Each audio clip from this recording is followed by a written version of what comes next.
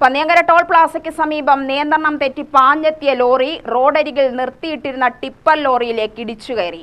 Tipper ലോറിക്കരികിലൂടെ നടന്നു പോവുകയായിരുന്ന മറ്റൊരു ലോറിയിലെ ഡ്രൈവർ ഇതിനിടയിൽപ്പെട്ട് മരിച്ചു.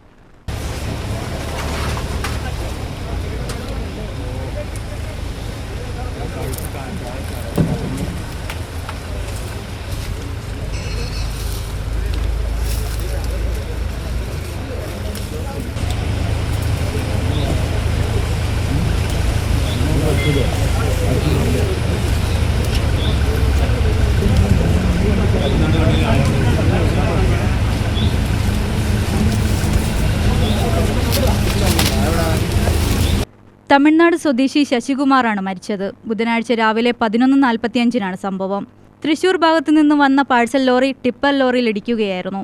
ടിപ്പർ ലോറി മുന്നിൽ നിർത്തിയിട്ടിരുന്ന ചരക്ക് ലോറിയുടെ പിന്നിലിടിച്ച് ഞെരിഞ്ഞമർന്നു. ടിപ്പർ ലോറിയിലും ചരക്ക് ലോറിയിലും ആരുമില്ലാതിരുന്നത് വൻ ദുരന്തമൊഴിവായി. ഇവർ വാഹനം നിർത്തി ഭക്ഷണം കഴിക്കാനായി പോയിരിക്കുകയായിരുന്നു.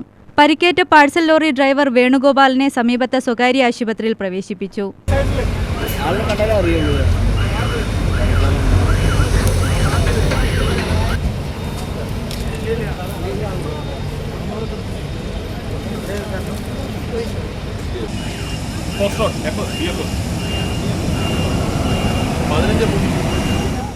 UTV news, Palakkad.